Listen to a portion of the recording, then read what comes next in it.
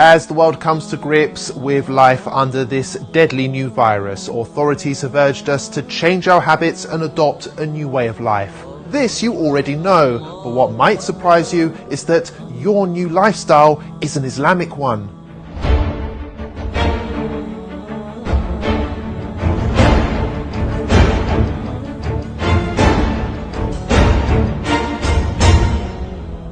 All Muslims believe that the Quran is both a holy text and a guide on how to live a healthy and productive life.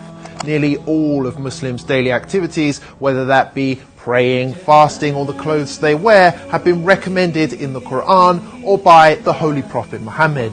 And for years, many of these practices have been ridiculed by non-Muslims who accuse them of being backwards, weird, or straight up offensive. But now, whether you like it or not, we all have to behave like a Muslim. For starters, pubs, clubs and casinos have all been closed.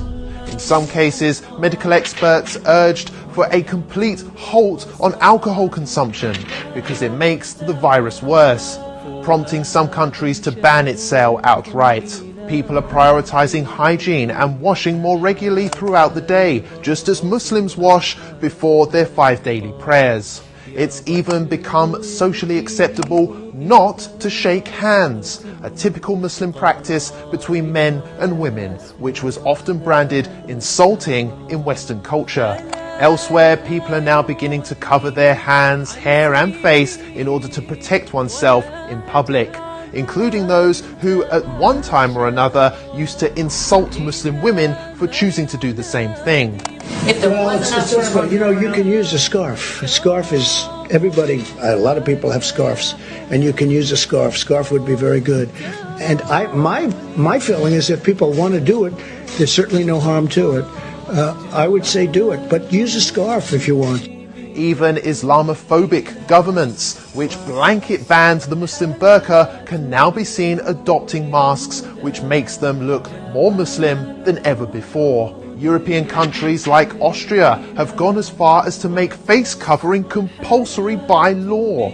And the face veil, covering, has turned out to be so beneficial that London aims to make it compulsory for all in shops and on public transport going forward.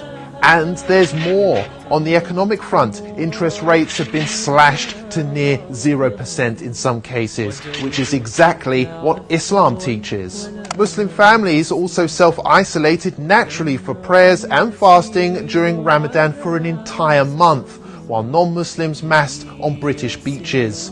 Now, you may ask, what's the point in bringing this all up? Well, the fact is, Muslims have been subjected to years of hate just because they love their faith.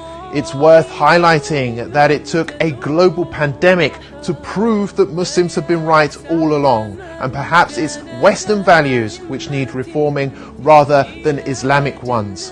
Remember that the next time you have something nasty to say about Islam.